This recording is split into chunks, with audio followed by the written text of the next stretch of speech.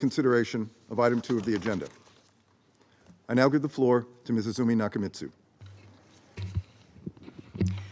Thank you very much, Mr. President. More than 1,000 days have passed since the Russian Federation's full-scale invasion of Ukraine launched on 24th of February 2022 in violation of the UN Charter and of international law. Since then, hostilities across Ukraine have continued to escalate, exacerbating humanitarian needs. Since the last briefing to the Security Council on this topic on 31st of October 2024, we have continued to witness unacceptable levels of civilian death and injuries, as well as the systematic and deliberate targeting by Russian Federation of Ukraine's energy infrastructure.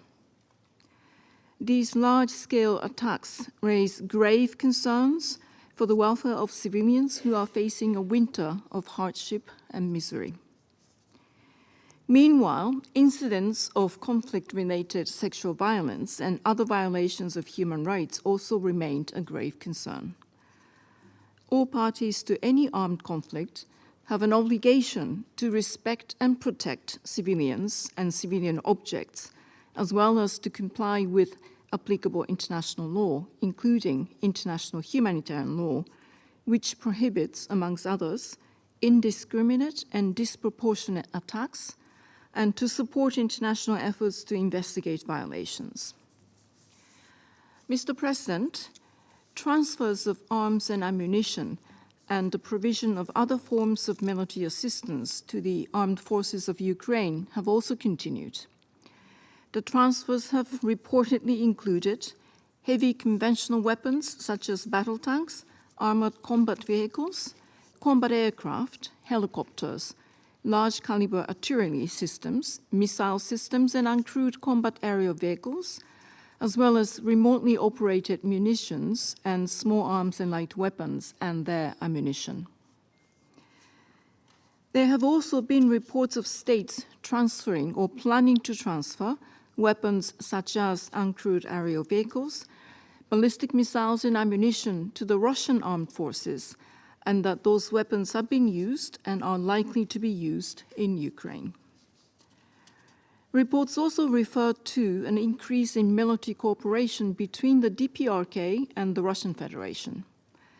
This includes reports of the DPRK having transferred military supplies such as ballistic missiles and artillery shells, as well as technical exchanges and DPRK troop deployment to the Kursk region of the Russian Federation.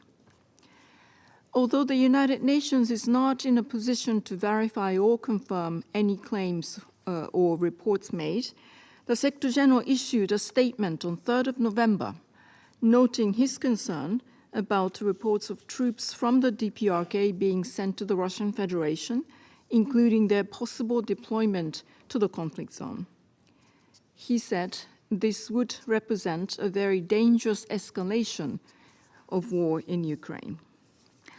I reiterate that any transfer of weapons and ammunition must take place consistently with the applicable international legal framework, including relevant Security Council resolutions which, in certain instances, impose sanctions and restrictive measures on such transfers.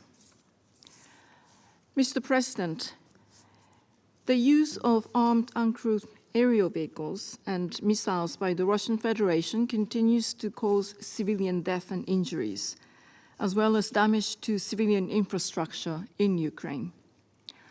On 21st of November, the President of the Russian Federation confirmed that Russia had tested a new conventional medium-range missile called OHCHR. This followed the use of US and UK-provided long-range weapons by the armed forces of Ukraine against the territory of the Russian Federation, some of which reportedly resulted in damage to civilian objects.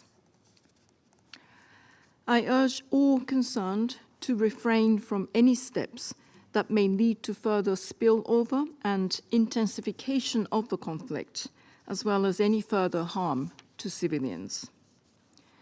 Indeed, between 24th February 2022 and 30th of November 2024, the Office of the United Nations High Commissioner for Human Rights, OHCHR, recorded over 12,340 civilians killed and more than 27,836 civilians injured in Ukraine. The same office notes that 42% of casualties in Ukraine in November resulted from the use of long-range weapons launched by the Russian Federation, a significant increase from previous months.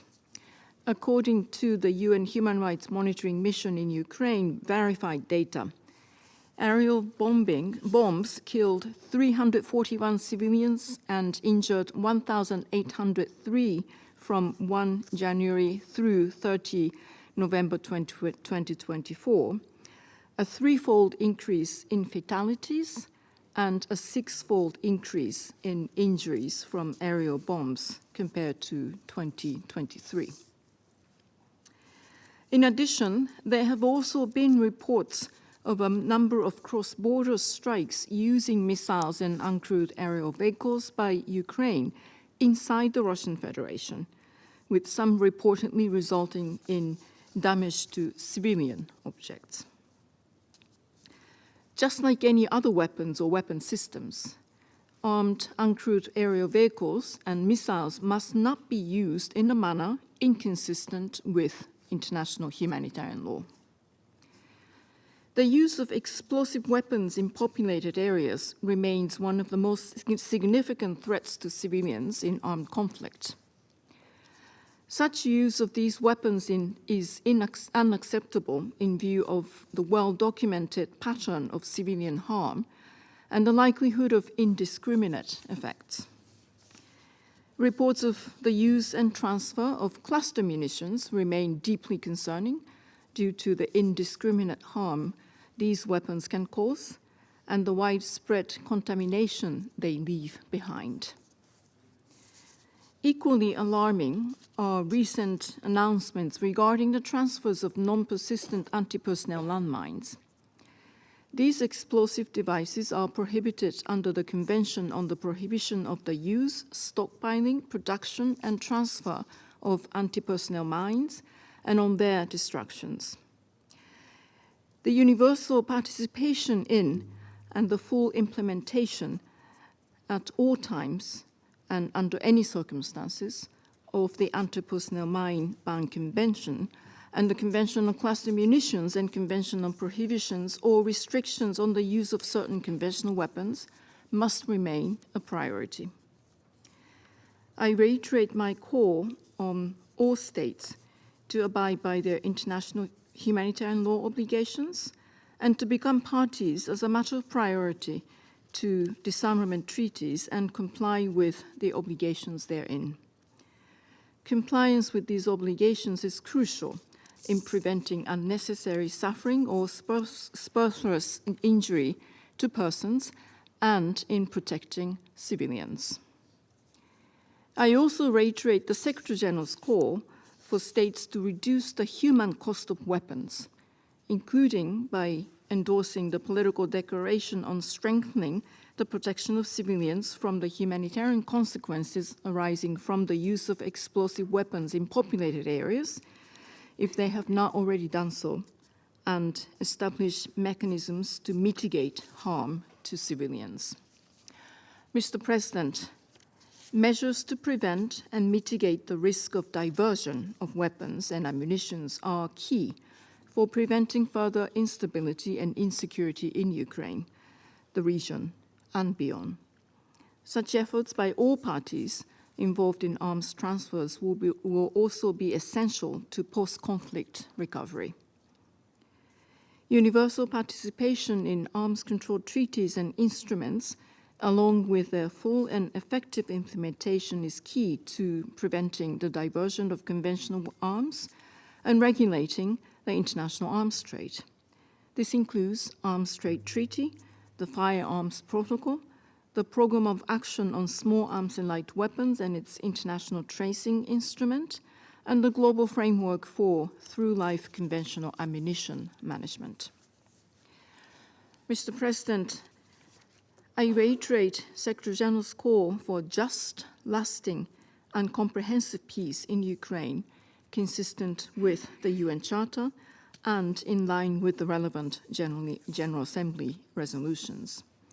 The United Nations will continue to stand ready to use our good offices and to support all meaningful efforts to this end.